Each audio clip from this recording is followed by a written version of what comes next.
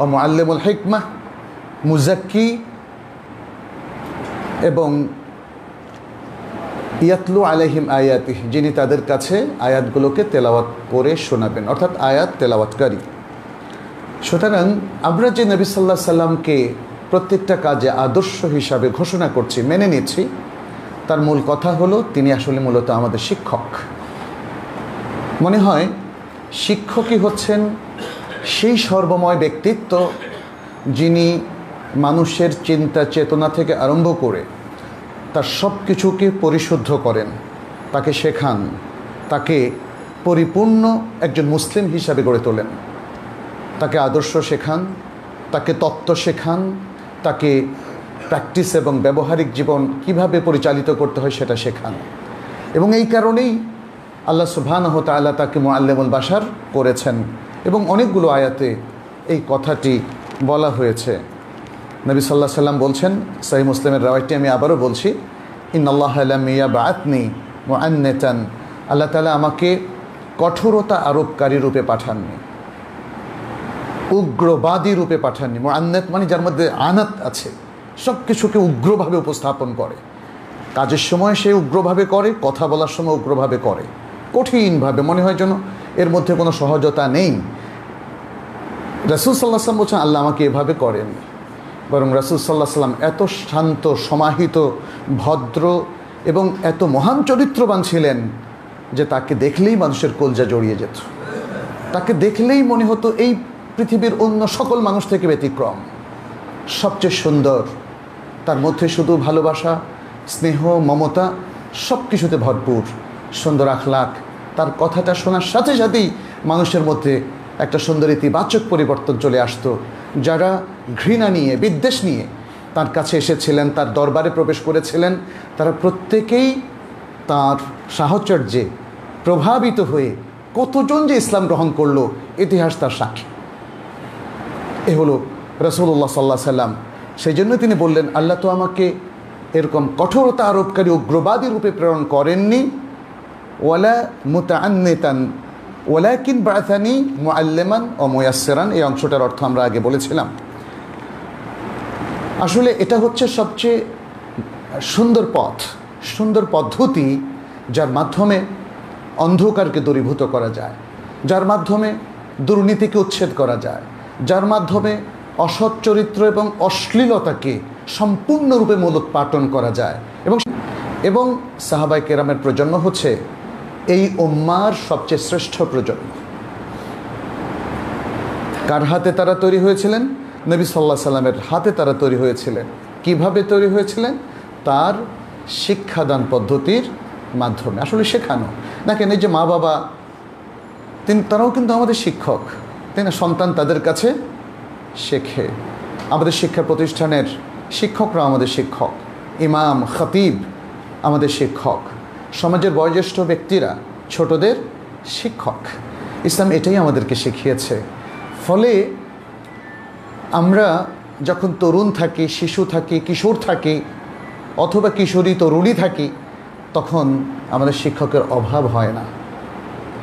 কিন্তু সমাজটা সুন্দর হতে হবে, সমাজের সকলকে সেই জন্য দরকার রাসূল সাল্লাল্লাহু আলাইহি সাল্লামের আদর্শকে গ্রহণ করা, তাকে রোল মডেল হিসাবে গ্রহণ করার মতো একটা মাইন্ডসেট করা এবং তরুণদের মধ্যে সেটিকে ছড়িয়ে দেওয়া।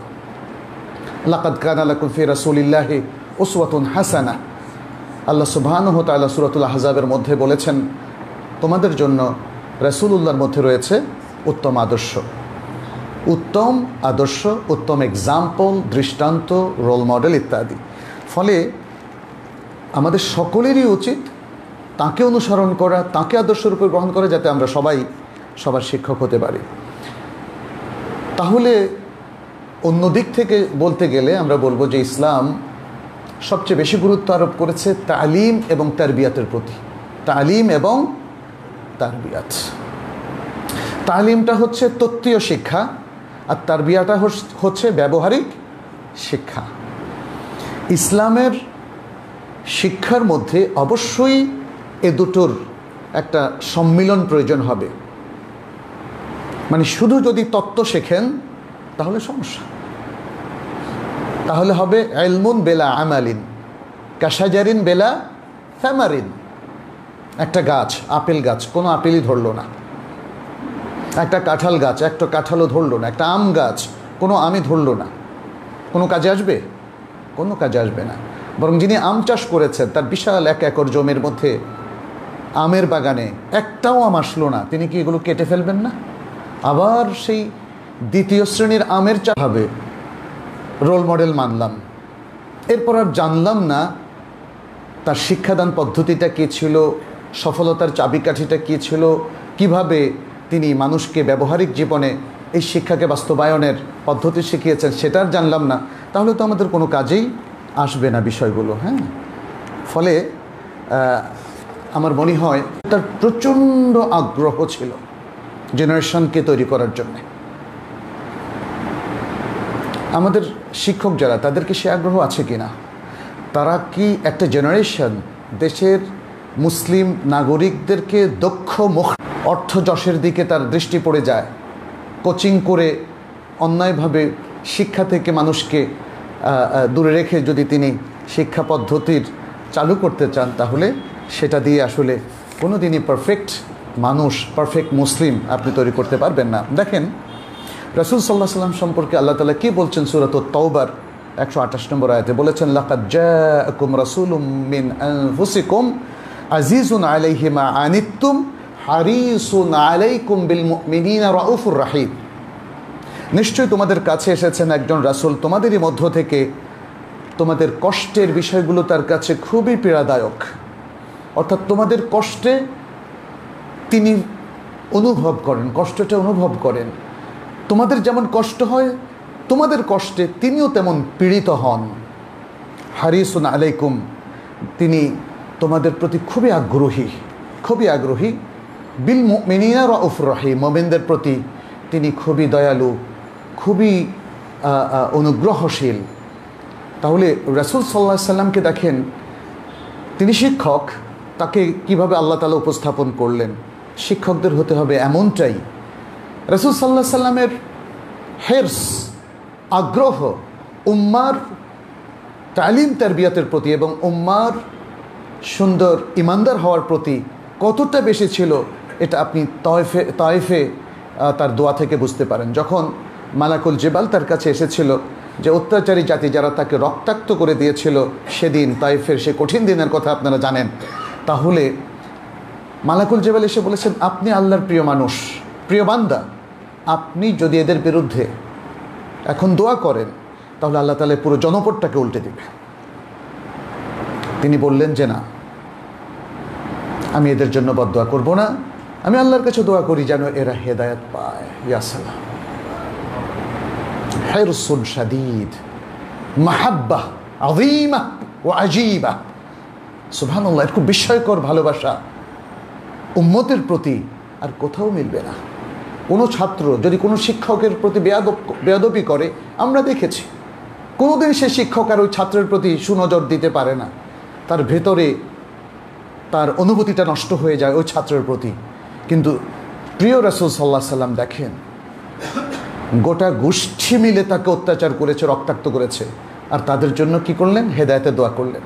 কানা হারিসান আলা হিদায়াতিন নাস। নবী সাল্লাল্লাহু আলাইহি সাল্লাম প্রচণ্ডভাবে আগ্রহী ছিলেন যেন মানুষ হেদায়েত পেয়ে যায়, যেন মানুষ ভালো শিক্ষা পায়, যেন মানুষ কথা কাজের মধ্যে তাদের মিল থাকে। এটা খুব ইম্পর্ট্যান্ট, এটা খুব ইম্পর্ট্যান্ট। তাহলে শিক্ষার জন্য এটা খুব জরুরি। এখানে দ্বিতীয় যে বিষয়টি, সেটি হলো আমরা যখন মানুষকে শেখাই অথবা তাদের উদ্দেশ্যে কোনো নির্দেশনা প্রদান করি, যেন তার মধ্যে আর রিফক ও লুৎফ, এ দুটো জিনিস থাকে। রিফক মানে সফটনেস। ছোট বাচ্চাকে আপনি পড়াতে গিয়ে যদি কঠিনভাবে বলেন, ও কিন্তু আর কোনো দিন আপনার কাছে পড়তে চাইবে না। আপনি দেখেন প্রাইভেট টিউটর নিয়ে, আপনি ছোট বাচ্চা যার বয়স 5 বছর, ওকে পড়তে দেন বা 6 বছর, ও কঠিন ভাষী কারোর কাছে পড়তে চায় না। ও চায় একজন স্নেহপরায়ণ শিক্ষক, যে তাকে স্নেহ করবে, ভালোবাসবে, শেখাবে, আবার তার সাথে গল্প করবে, তার সাথে ফ্রি হয়ে যাবে। রাসূল সাল্লাল্লাহু আলাইহি ওয়াসাল্লাম এমনটিই ছিলেন। তিনি মানুষের প্রতি অত্যন্ত ভালোবাসা পোষণ করতেন, সবার প্রতি তিনি কি যে বিনম্র ব্যবহার করতেন যার কোনো তুলনা নেই। আমরা শত চেষ্টা করলেও তার মতো এত নম্র স্বভাবের, এত সুন্দর স্বভাবের হতে পারি না। তাহলে আমরা যদি কঠিন রূঢ়ভাষী হই কি অবস্থা। এবং আল্লাহ সুবহানাহু ওয়া তাআলা নবী সাল্লাল্লাহু আলাইহি সাল্লামকে সেই কথাটা জানিয়েও দিয়েছেন, ওয়ালাউ কুনতা ফাদ্দান গালিযাল কলবি লানফাদ্দু মিন হাওলিক। যদি তুমি কঠিন রূঢ়ভাষী হতে তাহলে চারপাশ থেকে তারা সরে যেত, তোমার চারপাশ থেকে তারা সরে যেত। এটা নবী, মানে নবী নিজে অ্যাডাল্ট তখন, তাই না? 40 বছর বয়সে তার নবুয়ত এসেছে এবং তার চারপাশের লোকেরাও অ্যাডাল্ট। তাহলে এই বয়স্ক বুদ্ধিমান মানুষেরাও তো নম্রতা পছন্দ করে, ছোট বাচ্চারা আরও বেশি পছন্দ করে। অতএব শিক্ষক হিসাবে তো যারা দায়িত্ব পালন করবেন তারা অ্যাপয়েন্টেড শিক্ষক নন। আমি বলেছি সবাই শিক্ষক, তাই না? সবাই শিক্ষক। সব পেশার লোকদের মধ্যেই শিক্ষাদানের একটা স্বভাব আছে। গার্মেন্টস ফ্যাক্টরিতেও দেখবেন যিনি হয়তো পুরো টিমের লিডার, তিনি কিন্তু তার অধীনস্থদেরকে শেখান, তোমাকে আজকে এই কাজ করতে হবে, এইভাবে করতে হবে, তাই না? এটাও তো একটা শিক্ষা। সব ক্ষেত্রেই নম্র এবং বিনম্র হওয়া এটি একটা চমৎকার বৈশিষ্ট্য, যেটি রাসূল সাল্লাল্লাহু আলাইহি সাল্লামের মধ্যে ইন্টিগ্রেটেড ছিল, আমাদের সবার মধ্যে সেটি থাকা প্রয়োজন। সহিহ মুসলিমের একটি বর্ণনা এসেছে, ইন্নার রিফকা লা ইয়াকুনু ফি শাইইন ইল্লা জানাহ লা ইউনজিরু মিন শাইইন ইল্লা শানাহ। যে রিফক যদি কোনো কিছুর মধ্যে থাকে তাহলে এটা ওই জিনিসটাকে সুশোভিত করে দেয়, অলংকৃত করে দেয়। আপনার মধ্যে, আপনার ব্যবহারে যদি রিফক এবং নম্রতা থাকে তাহলে আপনি একজন অলংকৃত মানুষ, এমন একজন মানুষ, এই রিফকের কারণে আপনার মর্যাদা, আপনার গ্রহণযোগ্যতা সবার কাছে অনেক বেশি হবে। শিক্ষকদের শিক্ষকতার মাহাত্ম্য এখানেই নিহিত, কারণ শিক্ষার্থীদের কাছে তার গ্রহণযোগ্যতাটাই মেইন। আপনি কথার ফুলঝুরি উপস্থাপন করে সুন্দরভাবে অনেক ইনফরমেশন দিলেন, কিন্তু শিক্ষার্থীদের কাছে গ্রহণযোগ্যতা না থাকলে কোনো কাজে আসবে না এটা। এরপরে বলা হয়েছে, আর কোনো জিনিস থেকে যদি রিফক এবং নম্রতাকে উঠিয়ে নেওয়া হয় তাহলে সেটা ওটাকে কলঙ্কিত করে দেয়, কলুষিত করে দেয়।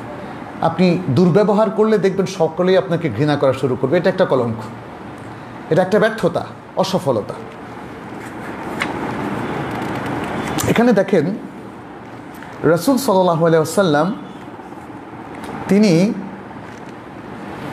মানুষের সাথে এই নম্র ব্যবহারের জন্য বেশ কিছু উসলুব, পদ্ধতি ব্যবহার করেছেন। যেমন আমরা দেখি যে তিনি হাস্যমুখে কথা বলতেন, হাস্যমুখে তিনি কথা বলতেন।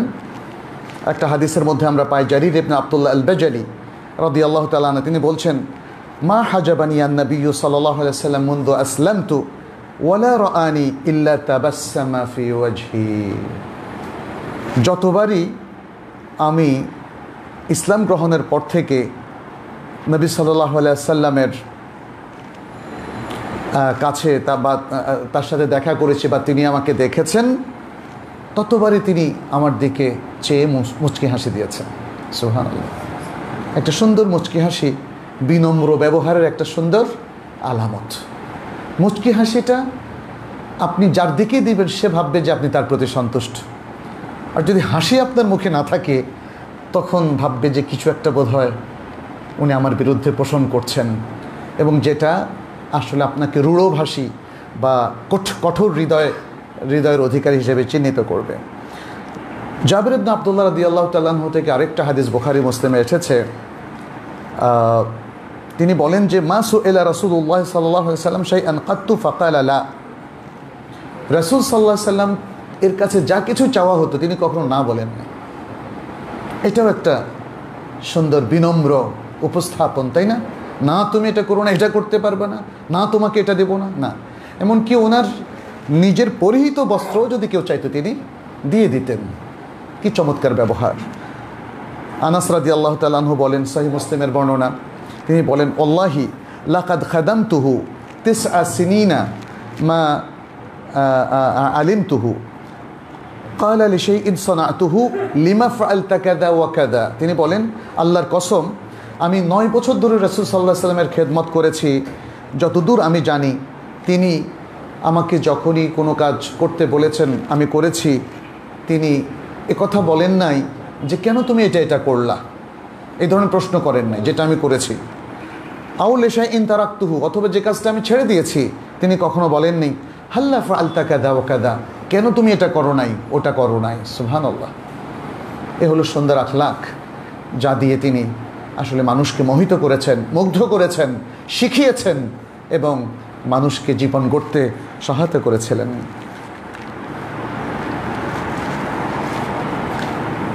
আচ্ছা, এখানে মুআবিয়া ইবনুল হাকাম রাদিয়াল্লাহু তাআলার কাহিনী আপনাদের হয়তো অনেকেরই জানা আছে। সালাতের মধ্যে তিনি কথা বলতেছিলেন, এরপরে অন্য সাহাবারা তার প্রতি খুব রাগের দৃষ্টি হেনেছিলেন। তখন নবী সাল্লাল্লাহু আলাইহি সাল্লামের আমলটা, কথাটা তাকে কিভাবে প্রভাবিত করেছে সেটা তিনি এখানে তুলে ধরেছেন। বললেন যে আমি যখন সালাতের মধ্যে এভাবে কথা বললাম তখন লোকজন সালাতের মধ্যে আমার দিকে চোখ ঘোরানো শুরু করলো, মানে আমার দিকে দৃষ্টি দেওয়া শুরু করলো, কি যেন করে ফেললাম আমি ভয় পেয়ে গেলাম, কি করলাম আমি। তারপরে তিনি বললেন যে মা লাকুম তানজুরুনা ইলাইয়া, আমার দিকে কেন তাকাচ্ছ তোমরা, কারণ সালাতের মধ্যে তো কথা বলা যায় না, কেন তাকাচ্ছ তোমরা। তখন মানে ইনি যখন আবার মানে মুখে বললেন তো মা লাকুম তানজুরুনা ইলাইয়া, তখন তারা এই যে রানের উপরে একটু আওয়াজ করা শুরু করলো যে তুমি চুপ করো, চুপ করো, সালাতের মধ্যে কথা বলা যাবে না, কথা দিয়ে না, মুখ দিয়ে না, তারা আওয়াজ করা শুরু করলো। এরপরে যখন আমি চুপ করলাম, সালাতের পরে রাসূল সাল্লাল্লাহু আলাইহি সাল্লাম আমাকে কি বললেন মানে বুঝাই দিলেন, রাসূল সাল্লাল্লাহু আলাইহি সাল্লাম তাকে ডাকলেন, সুন্দর করে বুঝিয়ে দিলেন ব্যাপারটা।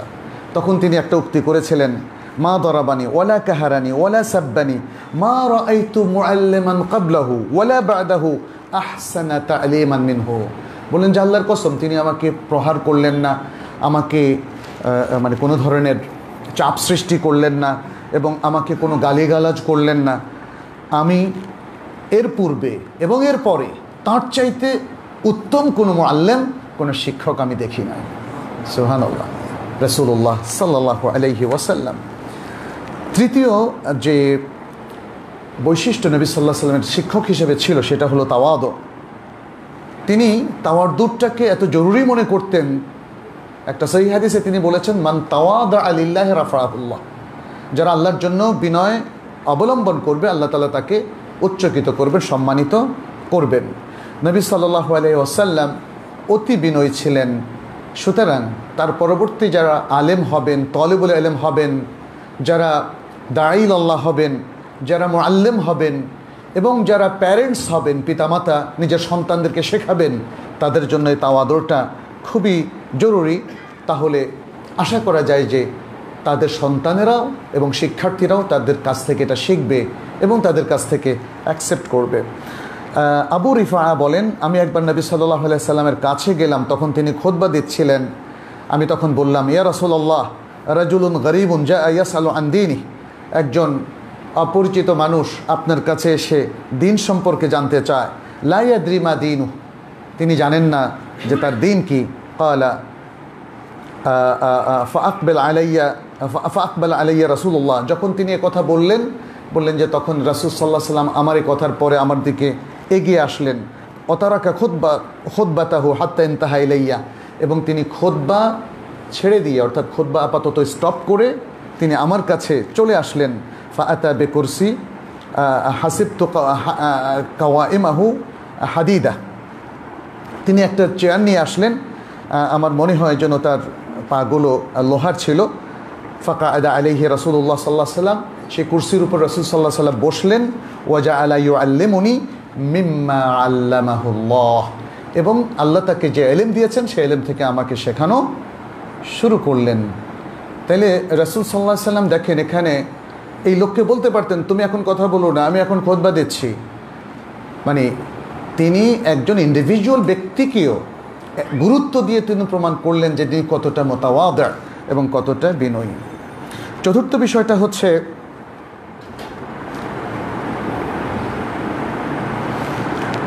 যেই জিনিসটা সঠিক সেটা তুলে ধরা, ছাত্রদেরকে গোলকধাঁধার মধ্যে বা শিক্ষার্থীদের মধ্যে ফেলে রাখা যাবে না। তারা যেটা জানে না, আলোচনার পরে তাদের জাহালাতকে দূর করে কোনো জটিল বিষয়ের মধ্যে সঠিক বক্তব্যটা তাদের সামনে তুলে ধরা উচিত। এক ব্যক্তি রাসূল সাল্লাল্লাহু আলাইহি ওয়াসাল্লামের কাছে এসে জিজ্ঞেস করলো, ইয়া রাসূলুল্লাহ, ইন্না নারকাবুল বাহার ওয়া নাহমিলু মা'ানাল কালিল মিনাল মা। আমরা তো সাগরে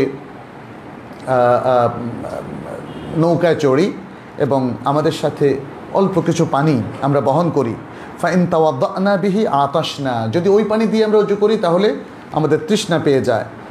আফানা তাওয়াদ্দাউ মিন মাইল বাহার, আমরা কি সাগরের পানি দিয়ে ওযু করতে পারবো? তখন রাসূলুল্লাহ সাল্লাল্লাহু আলাইহি ওয়াসাল্লাম বললেন, হুয়া তুহুরু মাউহু আল হাল্লু মাইতাতুহু। এটা সহিহ বুখারীর বর্ণনা।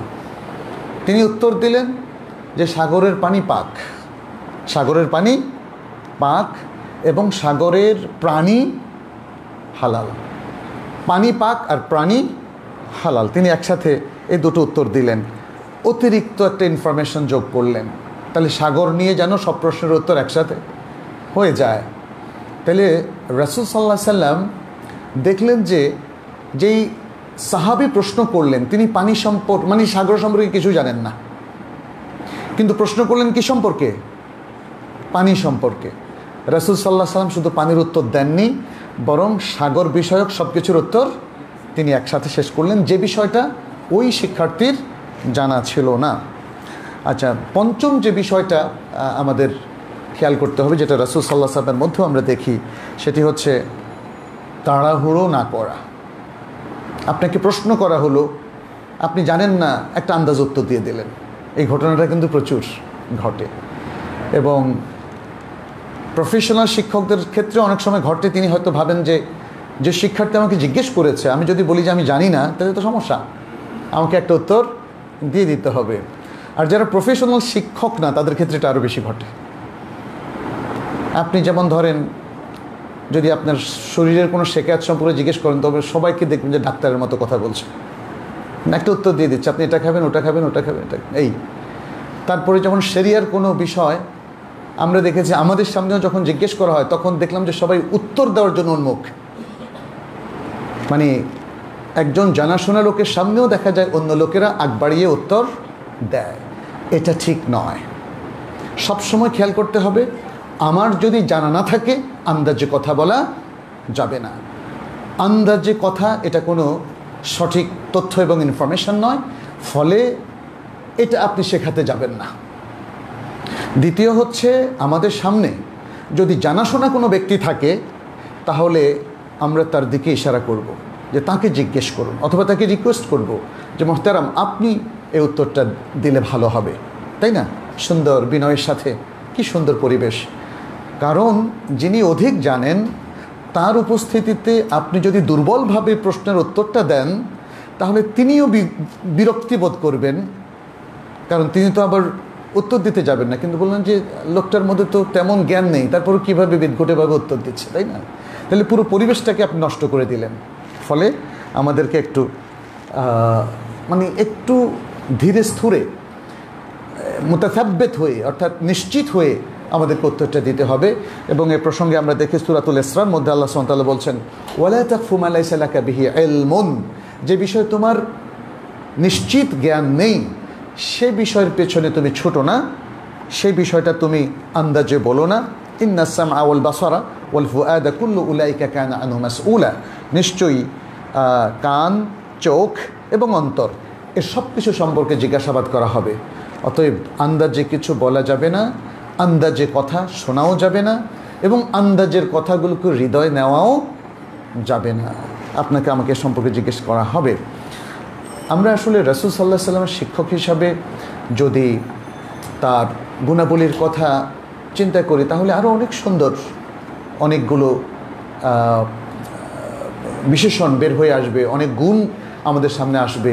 যেমন তিনি যখন পড়াতেন কিভাবে পড়াতেন, তিনি যখন খুতবা দিতেন কিভাবে খুতবা দিতেন, তিনি যখন মানুষের প্রশ্নের উত্তর দিতেন কিভাবে উত্তর দিতেন, এসব কিছুই তার শিক্ষক হিসাবে তার অবদানের মধ্যে আমরা দেখি। এবং তিনি কি শুধু ছেলেদেরকে শেখাতেন, কি নারীদেরকে শেখাতেন কিনা? অবশ্যই শেখাতেন। ওমর ইবনুল খাত্তাব রাদিয়াল্লাহু তাআলা আনহুর অনুরোধে তিনি নারীদের জন্য একটা আলাদা সময় নির্ধারণ করে দিয়েছিলেন। এটা সহিহ বুখারীর মধ্যেও আছে। আর এছাড়াও তিনি দেখেন তার বলার ভঙ্গি এবং বিশেষ করে নারীদের সাথে তার ইন্টারাকশানটা, সেখানে যে আদব, সেখানে যে পর্দা, হিজাব, তাই না, এগুলো সবই আমাদের জন্য লক্ষণীয়। আজকের মুসলিম সমাজে শিক্ষার ক্ষেত্রে, মানে সেটা আমরা ফর্মাল শিক্ষা বলি, যেমন শিক্ষা প্রতিষ্ঠান, কলেজ, ইউনিভার্সিটি, বিশ্ববিদ্যালয়, এগুলো হলো ফর্মাল এডুকেশন সেন্টার। আর ইনফর্মাল এডুকেশন হচ্ছে যেটা আমরা মানে এই ফর্মাল এডুকেশনের বাইরে বাসায় হয়তো একটু আলোচনা করলাম, মসজিদে কোনো হালাকা হলো, অথবা কোনো দার্স হলো, এগুলো ইনফর্মাল। তো এই যে ফর্মাল এবং ইনফর্মাল শিক্ষার ক্ষেত্রে আমরা দেখি যে প্রচুর ইসলামিক নীতিমালার ভায়োলেশন। তাইলে রাসূলুল্লাহ সাল্লাল্লাহু আলাইহি সাল্লামকে আপনি আমি মুসলিম হিসাবে কি রোল মডেল গ্রহণ করলাম বলেন তো? আজকে আমাদের মেয়েদের শেখানোর জন্য উপযুক্ত শিক্ষা প্রতিষ্ঠান আমরা অ্যাভেলেবল পাচ্ছি কি? স্কুল, কলেজ, ইউনিভার্সিটি সমস্ত ক্ষেত্রে কো এডুকেশনের নামে চাপিয়ে দেওয়া হয়েছে আমাদের উপর একটা অশ্লীল শিক্ষা ব্যবস্থা, অশ্লীল পরিবেশ। এ থেকে আপনি কিভাবে পারফেক্ট মুসলিম বের করবেন? এবং শুধু তাই না, শিক্ষা পলিসির মধ্যে কি ঢোকানো হয়েছে এবং শিক্ষার যে কন্টেন্ট, সিলেবাস কি ঢোকানো হয়েছে সেখানে। তাহলে এই যে রবিউল আউয়াল মাস আসলেই রাসূলুল্লাহ সাল্লাল্লাহু আলাইহি ওয়াসাল্লামের সিরাত নিয়ে আলোচনা করছেন, এই সেই কত কথা, কি লাভ হলো?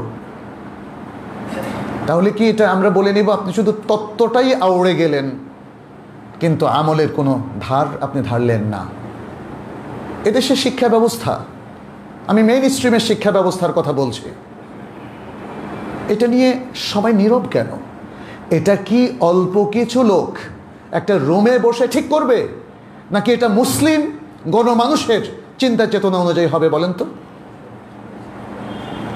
কিন্তু কি দুর্ভাগ্য আমাদের, আপনাদের মতো এত বিশাল সংখ্যক মুসলিম থাকার পরেও কেউ একটু শব্দটি করছেন না।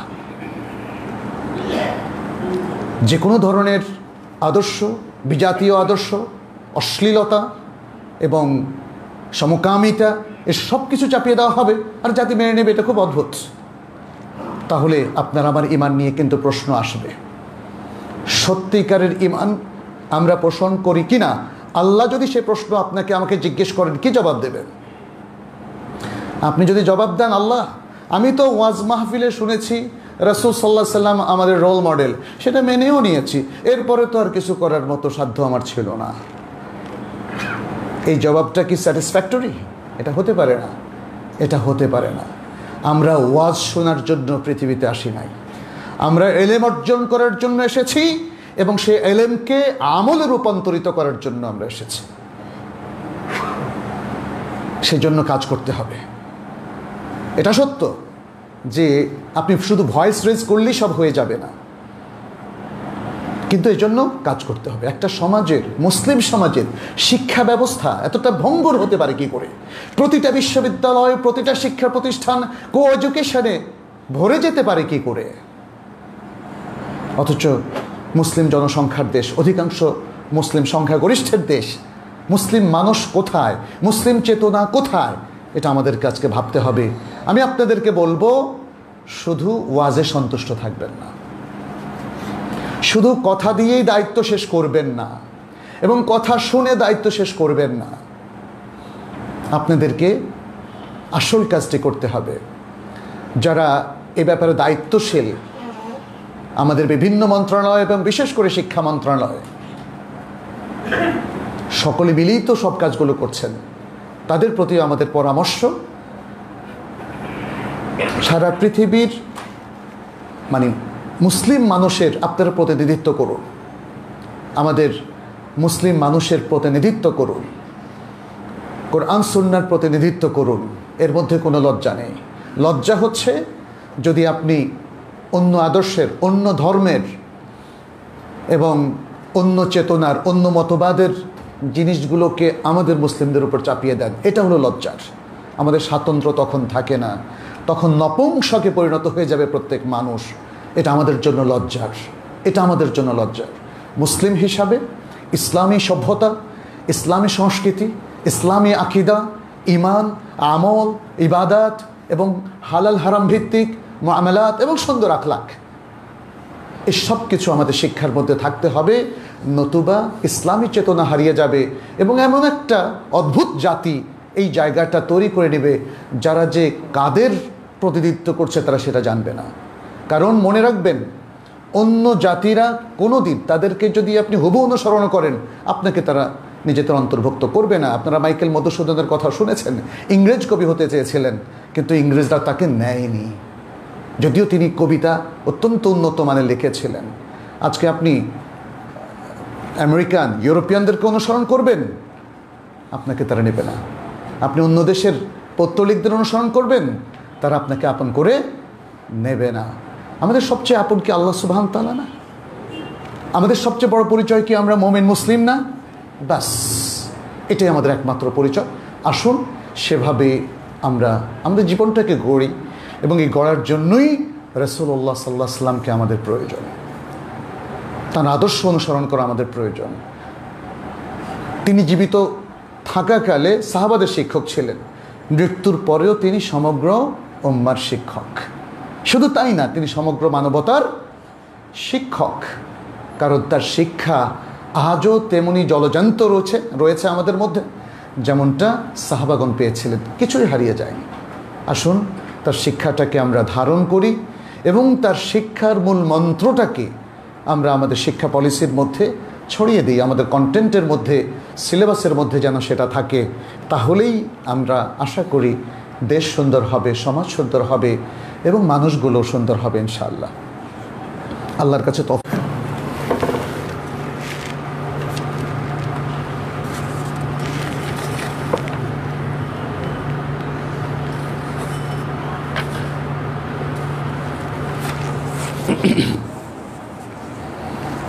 الحمد لله حمد الشاكرين وأشهد أن لا إله إلا الله وحده لا شريك له العزيز الغفار، والصلاة والسلام على نبيه المصطفى المختار وعلى آله وسلم تسليما كثيرا كثيرا إلى يوم الدين. أما بعد، أيها المسلمون، أوصيكم ونفسي بتقوى الله عز وجل وباتباع سنة نبينا محمد صلى الله عليه وسلم. فاتقوا الله يا عباد الله، وكونوا عباد الله الصالحين المؤمنين المخلصين المتقين. نسأل الله سبحانه أن يجعلنا وإياكم من عباده المتقين، إنه ولي ذلك والقادر عليه. أيها المسلمين، আমরা রাসূলুল্লাহ সাল্লাল্লাহু আলাইহি ওয়াসাল্লামের শিক্ষা নিয়ে কিছু কথা বলছিলাম এবং শেখাতে গিয়ে তিনি যে সুন্দর আখলাকের পরিচয় দিয়েছিলেন তার উপর আরও দু একটা উদাহরণ দিয়ে আমি শেষ করব ইনশাআল্লাহ। এখানে দেখি মানে শিক্ষার মধ্যে একটা গুরুত্বপূর্ণ পার্ট হচ্ছে কিভাবে যারা বিভিন্ন ভুল করে বসে বা অপরাধ করে বসে তাদেরকে আপনি কিভাবে সংশোধন করবেন, তাদের যে খাতা বা ত্রুটি সেটাকে কিভাবে রিপেয়ার করবেন। এক্ষেত্রে রাসূল সাল্লাল্লাহু আলাইহি ওয়াসাল্লামের আসলে যে এক্সাম্পলগুলো ছিল এটা ছিল অসাধারণ। যেমন আমরা তাবুক যুদ্ধের কথা জানি, এই যুদ্ধে কয়েকজন সাহাবা তারা যাননি দুনিয়ার কিছু ওজরের কারণে, কারো বাগানের ওজর ছিল, কারো দুনিয়াবি কিছু ওজর ছিল, ইমানের হয়তো কিছু দুর্বলতা তাদেরকে পেয়ে বসেছিল, যে কারণে তারা পরবর্তীতে যখন মুনাফিক যারা যায়নি তারা মিথ্যা কথা বলছিল, তারা আর মিথ্যা কথা বলেনি, তারা সত্য কথা বলেছেন। রাসূল সাল্লাল্লাহু আলাইহি ওয়াসাল্লামের কাছে এসে নিজেদের দুনিয়ার ওজরের কথা বললেন, কিন্তু এই ওজর তো গ্রহণযোগ্য হবে না ইসলামে। রাসূল সাল্লাল্লাহু আলাইহি ওয়াসাল্লাম নির্দেশ জারি করলেন যুদ্ধে অংশগ্রহণের জন্যে, এটা স্বয়ং রাসূল সাল্লাল্লাহু আলাইহি ওয়াসাল্লামের নির্দেশের সরাসরি লঙ্ঘন হলো, ফলে তিনি অসন্তুষ্ট হবেন, তিনি তাদেরকে শায়েস্তা করবেন, এটাই ছিল স্বাভাবিক। লক্ষণীয় যে তিনি মুনাফিকদেরকে কোনো শাস্তি দেন নাই, কারণ তিনি জানতেন যে এরা রিয়েল মুসলিম না। যারা রিয়েল মুসলিম ছিল তাদের ব্যাপারে তিনি শাস্তিমূলক ব্যবস্থা গ্রহণ করেছেন এবং তাদের তওবার আয়াত নাযিল হলে তিনি তাদের কাছ থেকে সেটা অ্যাকসেপ্ট করেছিলেন। তো এখানে যেটা আমরা দেখি কায়েব ইবনে মালিক রাদিয়াল্লাহু তাআলা আনহু তিনি বললেন, বুখারী মুসলিমের একটা হাদিসের মধ্যে এসেছে, ফাজিতুহু ফালাম্মা সাল্লামতু আলাইহি তাবাসসামা তাবাসসুমাল গাদাব। আমি রাসূল সাল্লাল্লাহু আলাইহি ওয়াসাল্লামের কাছে আসলাম, তাকে সালাম দিলাম, তিনি মুচকি হাসলেন। এই মুচকি হাসাটাকে হাদিসের মধ্যে বলা হলো তাবাসসুমাল গাদাব, অর্থাৎ ক্রোধ মিশ্রিত মুচকি হাসি। খুব অদ্ভুত না? এটাকে ডেসক্রাইব করাটা অদ্ভুত। আপনাকে যদি বলি দেখি রাগ এবং হাসি দুটোর মধ্যে মিক্স করেন, কঠিন হবে। বাট এটা একটা সিচুয়েশান যখন রাসূল সাল্লাল্লাহু আলাইহি ওয়াসাল্লামের মধ্যে একটা রাগ কাজ করছিল, but at the same time স্বভাব সুলভ হাসিও তার ছিল। এবং এটা যিনি দর্শক কায়েব ইবনে মালিক রাদিয়াল্লাহু তাআলা তিনি বুঝতে পারলেন। এই জন্য এই বর্ণনাটা কার? কায়েব ইবনে মালিক রাদিয়াল্লাহু তাআলা। তিনি বলছেন ফাতাবাসসামা ইলাইয়া তাবাসসুমাল গাদাব, আমার দিকে তিনি হাসলেন, মুচকি হাসি দিলেন, কিন্তু ওর মধ্যে ক্রোধ ছিল আমি দেখতে পাচ্ছি। সুবহানাল্লাহ। এখানে দেখার বিষয় হচ্ছে তার অ্যাপ্রোচটা। তিনি রেগেও হেসেছেন। কিছু লোক আছে তারা যখন রাগ করে আপনাকে খুব দুটো কথা শোনায়, মনে হয় যেন মধুবাক্য বর্ষণ করছে। সুবহানাল্লাহ। আমি দেখেছি এটা। কোনো লোকের স্বভাব এত সুন্দর, এটা অবশ্যই প্রশংসিত। আপনি রাগটা বুঝলেই তো হলো। রাগের জন্য কি অশ্লীল গালিগালাজ প্রয়োজন? কিন্তু আমাদের লোকেরা মনে করে হ্যাঁ অশ্লীল গালিগালাজ প্রয়োজন। যেমন আমাদের অনেক ভাইয়েরা মনে করে তালাক দিতে গেলে অনেক মাথা গরম করতে হবে, নারীদেরকে নির্যাতন করতে হবে, তারপরে গিয়ে তালাক। Very bad example. এটা হবে না। তালাকও দিতে হবে, যদি দিতেই হয় সংসারের শেষ সমাধান হিসাবে মিউচুয়াল আন্ডারস্ট্যান্ডিংয়ের মাধ্যমে। এটা হলো আদর্শ। এখানেও একজন আদর্শ শিক্ষক তিনি গালিগালাজ করে আজে বাজে কথা বলবেন না। তিনি শান্ত সমাহিত থেকে সুন্দরভাবে তার রাগটা প্রকাশ করবেন, যেটা এখানে আমরা রাসূল সাল্লাল্লাহু আলাইহি সাল্লামকে দেখি। আরেকটা চমৎকার দৃষ্টান্ত আমরা দেখি, রাসূল সাল্লাল্লাহু আলাইহি সাল্লাম যখন তার কাছে একজন তরুণ এসে বললেন, ইয়া রাসূলুল্লাহ আমি জেনা করতে চাই, আমাকে জেনার অনুমতি দিন। হাদিসটা আপনারা অনেকে পড়েছেন বোধ হয়, এই জন্য লম্বা করবো না। তিনি বললেন, আসো আমার কাছে আসো, তুমি কি এটা তোমার মায়ের জন্য পছন্দ করবে? তখন তো সে খুব রিয়াক্টিভ, লা ওয়াল্লাহি ইয়া রাসূলুল্লাহ, মানে মায়ের ব্যাপারে এইটা, তাই না, এটা তো কেউ সহ্য করতে পারে না। তখন সে খুব স্ট্রংলি বলল, আমি কখনো সেটা পছন্দ করব না। তাহলে তোমার বোনের ব্যাপারে? বলছে না।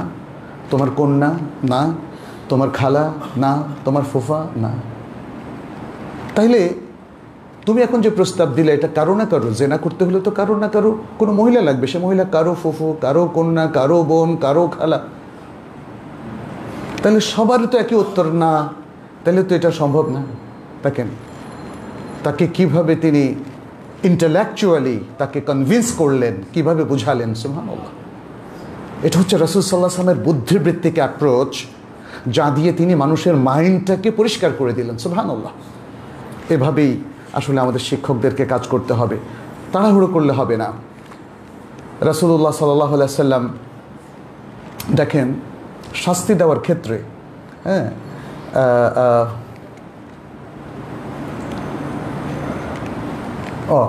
শাস্তি নয়, একটা উদাহরণ দিয়ে যদি আপনি বোঝাতে চান, সেটাও রাসূল সাল্লাল্লাহু আলাইহি ওয়াসাল্লাম শিক্ষা পদ্ধতির মধ্যে আছে। যেমন তিনি বললেন, রগিমা আনফুন থুম্মা রগিমা আনফুন, তার নাক ধূলি ধূসরিত হোক। এটা এক ধরনের বদদোয়ার মতো, তবে বদদোয়া ঠিক না, আরবি উসলুব, মানে কেউ একজন ক্ষতিগ্রস্ত আছে এটা বোঝানোর জন্যে। তখন রাসূল সাল্লাল্লাহু আলাইহি ওয়াসাল্লামকে প্রশ্ন করা হলো, মান ইয়া রাসূলুল্লাহ, কার ব্যাপারে ইয়া রাসূলুল্লাহ আপনি বলছেন যে তার নাক ধূলি ধূসরিত হোক বা তার খারাপ কিছু হোক? তিনি বললেন, মান আদরাকা আবাওয়াইহি ইনদাল কিবারি আহাদুহুমা আও কিলাইহিমা, মান আদরাকা আবাওয়াইহি ইনদাল কিবারি আহাদুহুমা আও কিলাইহিমা, যে ব্যক্তি বৃদ্ধ বয়সে তার বাবা মার একজন অথবা দুইজনকে পায়, ফালাম ইয়াদখুলিল জান্নাহ, এই পাওয়া দিয়ে সে জান্নাতে যেতে পারলো না, সে ধ্বংস হলো না? ধ্বংস হলো। কথাটা তিনি এভাবে উদাহরণ দিয়ে বুঝিয়েছেন। এরপরে আরেকটা সুন্দর এখানে এক্সাম্পল আছে, সেটা রাসূল সাল্লাল্লাহু আলাইহি ওয়াসাল্লাম কখনো কোনো কথা বারবার বলতেন, বলে যাতে মানুষ সেটাকে মুখস্থ করে নিতে পারে। আনাস রাদিয়াল্লাহু তাআলা বলছেন, কানা ইদা সাল্লামা সালাতান, তিনি যখন সালাম দিতেন রাসূল সাল্লাল্লাহু আলাইহি ওয়াসাল্লাম 3 বার সালাম দিতেন। ওয়া ইযা তাকাল্লামা বিকালিমাতিন আ'আদাহা সালাতান, যখন তিনি কোনো কালিমা উচ্চারণ করতেন সেটাকে 3 বার উচ্চারণ করতেন। এটা বুখারীর বর্ণনা ইত্যাদি। এভাবে আরও অনেকগুলো সুন্দর সুন্দর বর্ণনা আছে। রাসূল সাল্লাল্লাহু আলাইহি ওয়াসাল্লামের শিক্ষা পদ্ধতিটা আমাদের জন্য ইফেক্টিভ, আমরা আরও পড়াশোনা করতে পারবো। এর উপর বাংলায়ও এখন অনেক বই আছে, আপনারা পড়াশোনা করবেন ইনশাআল্লাহ। আর একজন সফল শিক্ষকের বৈশিষ্ট্য, এটিও আমাদের তাইবা একাডেমির একটা ফ্রি কোর্স আছে, সেখানেও আপনারা অনেকগুলো এক্সাম্পল পাবেন, আপনারা সেই কোর্সটাও করে নিতে পারেন। সম্মানিত উপস্থিতি, আমরা জানি যে রবিউল আউয়াল মাস আসলেই আমাদের দেশের বেশ কিছু মানুষ নানা রকম বেদাতে সম্পৃক্ত হয়ে পড়ে এবং এটাকে তারা বেদাত মনে করে না। প্রবলেম এখানেই সবচেয়ে বেশি। বেদাত নিয়ে আসলে আমার মনে হয় হয়তো আমাদের আলোচনা করা উচিত। আমি গত মাসে বেদাত চেনার মূলনীতি এ বিষয়ে হালাকা শুরু করেছিলাম। আজকে আমি হালাকা করতে পারছি না, কিন্তু এই বিষয়গুলো আপনারা নতুন করে পড়বেন। এই বিষয়ে ছোট্ট একটা বইও আছে, আমাদের অনলাইনে পাবেন, বেদাত চেনার মূলনীতি। এই জিনিসটা যদি আমাদের রপ্ত হয়ে যায়, তাহলে যেগুলোকে অনেক মানুষ ইবাদত হিসেবে পালন করছে সেগুলো কেন কিভাবে বেদাত হলো সেটা বোঝা যাবে। এখন মানুষ মনে করে আপনি বেদাত বলছেন, আমি তো বলছি না। মনে হয় যেন বেদাত চিহ্নিতকারী আমরা হতে পারি। নো, এটা শরীয়তের মূলনীতি অনুযায়ী হতে হবে। অনেকেই ঈদে মিলাদুন্নবী পালন করছেন, মিলাদ পালন করছেন, জশ্নে জুলুস করছেন, এরকম আরও অনেকগুলো বড় বড় বেদাত তারা করছেন। এগুলো সম্পর্কে আমরা আপনাদেরকে সতর্ক করছি। আমাদের যে সলিড বিশুদ্ধ ইবাদত আছে, এর বাইরে অশুদ্ধ ইবাদতগুলো করা যাবে না, কারণ অশুদ্ধ ইবাদতগুলো সবই বেদাতে পর্যবসিত হবে। আল্লাহ আমাদেরকে রক্ষা করুন। আমাদের মধ্যে অনেকে অসুস্থ আছেন, তাদের জন্য আমরা সবাই দোয়া করছি, আল্লাহ যেন তাদেরকে সুস্থ করে দেন। যারা মারা গিয়েছেন, আল্লাহ যেন তাদেরকে জান্নাতুল ফেরদাউস নসিব করেন। বিভিন্ন বিপদের মধ্যে যারা আছেন, আল্লাহ যেন তাদেরকে বিপদ থেকে উদ্ধার করেন। যারা হসপিটালে রোগীরা তাদের জায়গায় থেকে কাতরাচ্ছে, আমরা তাদের জন্য দোয়া করি। আর আমি একটা নসিহাও করব যে আসুন আমরা মাঝে মাঝেই হসপিটালটা ভিজিট করি।